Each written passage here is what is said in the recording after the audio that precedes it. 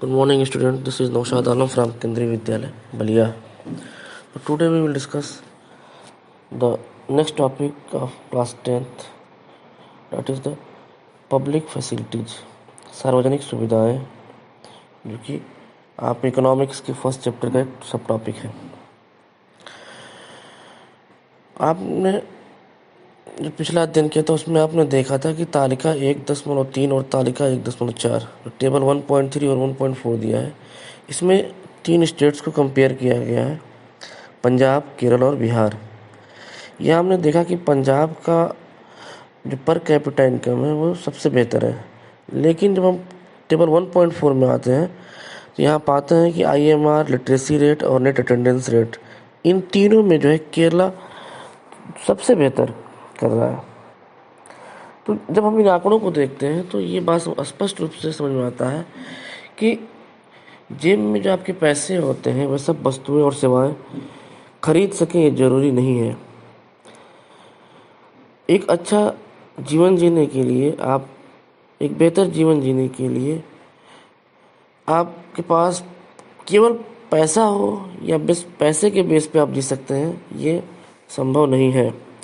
उदाहरण के लिए आप ले सकते हैं कि आप किस इन्वायरमेंट में रहना पसंद करेंगे। निश्चित रूप से आप एक ऐसा इन्वायरमेंट में रहना पसंद करेंगे जहाँ पे आपको हमेशा जो है प्रदूषण मुक्त वातावरण मिले, इन्वायरमेंट मिले, आपको वाटर की अवेलेबिलिटी हो, अच्छे सड़क हो, अच्छा स्कूल हो, मेडिकल फैसिलिटीज़ अच्छी हो। तो इस तरह की सुविधाओं पर अगर हम पर्सनल रूप से अगर खर्च करना चाहें तो हम पर्सनल रूप से इस तरह की सुविधाओं को अपने लिए नहीं कर सकते, बना नहीं सकते हैं। वास्तव में जीवन में बहुत सी महत्वपूर्ण चीज़ों के लिए सबसे अच्छा और सबसे सस्ता तरीका जो होता है वो होता है कि इन वस्तुओं और सेवाओं को सामूहिक रूप से उपलब्ध कराना।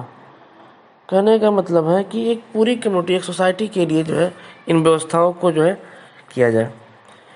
एक सोसाइटी के लिए एक अच्छा सा स्कूल, एक अच्छा सा मेडिकल हॉस्पिटल, एक अच्छा इन्वायरमेंट, एक अच्छी सड़कें, ट्रांसपोर्ट के अच्छे मीडियम, तो निश्चित रूप से वो समाज, वो जगह जो है आप देखेंगे कि वो विकास कर जाता है, डेवलपमेंट कर जाता है। आज भी देखिए बहुत सारे गांव में अगर आप जाते हैं तो वहाँ पाते हैं कि लड़कियों की जो शिक्षा होती है वो माध्यमिक स्तर तक की शिक्षा वो पूरी नहीं कर पाती। रीज़न क्या है? क्योंकि सरकार और समाज ने इसके लिए पर्याप्त सुविधाएं उपलब्ध नहीं कराई हैं। तो पब्लिक फैसिलिटीज़ का होना बहुत ही महत्वपूर्ण है, और पब्लिक फैसिलिटीज़ के लिए समूह में हमें काम करना पड़ता है, न कि अकेले। केरल में शिशु मृत्यु दर IMR कम है। क्यों कम है? क्योंकि वहाँ पर स्वास्थ्य और शिक्षा की मौलिक सुविधाएं पर्याप्त मात्रा में उपलब्ध हैं।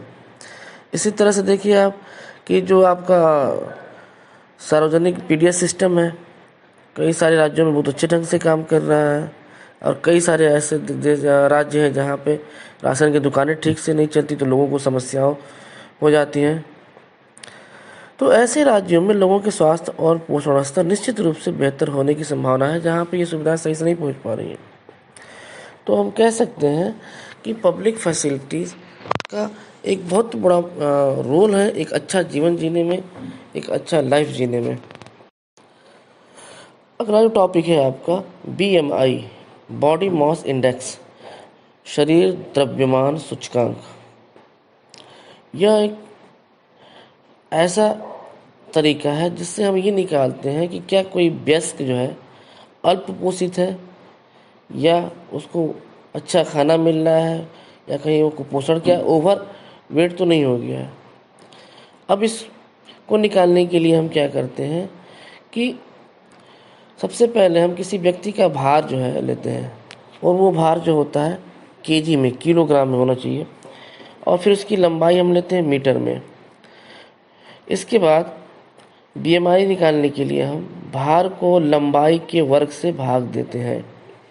इस प्रकार जो डाटा निकल करके आता है, अगर यह 18.5 से कम है, अगर भार को लंबाई के वर्ग से भाग दें स्क्वायर करके, और जो इसका रिज़ल्ट आता है अगर 18.5 से कम आता है, तो हम कह सकते हैं कि वो जो व्यक्ति है अल्प पोषित है। इसको और अच्छा खाना देने की ज़रूरत है, अच्छा पोषण देने की ज़रूरत है। और अगर डिवाइड करने के बाद जो डाटा आता है वो 25 से ज़्यादा आता है, तो इसका मतलब ये है कि वह व्यक्ति अति भारित है, ओवरवेट है। ठीक है। तो बीएमआई ये वयस्क पुरुष पे लागू होता है, न कि एक ऐसे बच्चों पे लागू होता है जो बढ़ते बच्चे हों, क्योंकि बढ़ते बच्चों की लंबाई और जो उसकी ऊंचाई होती है वो बढ़ती घटती रहती है, ऊपर नीचे होता रहता है। तो इस तरह से हम बीएमआई की गणना करते हैं और पता कर लेते हैं। ठीक है, तो आप याद कर लेंगे BMI equal to weight in KG divided by height in metre square. Weight लेंगे केजी में और उसको फिर डिवाइड करेंगे जो उसका हाइट होगा उसका मीटर स्क्वायर करके, और फिर कंपेयर करेंगे 18.5 से कम है या 25 से ज़्यादा है या 18.5 और 25 के बीच में है। अगर 18.5 से कम होता है देन वो अंडर नरिश्ड है, अगर 18.5 से 25 के बीच में है तो गुड वेल नरिश्ड है, और अगर 25 से ज़्यादा होता है तो वो ओवरवेट होता है। ओके, ठीक। तो आज का टॉपिक हमारा बस इतना ही रहेगा। कल आगे हम देखेंगे अगला टॉपिक क्या है। Okay, thank you.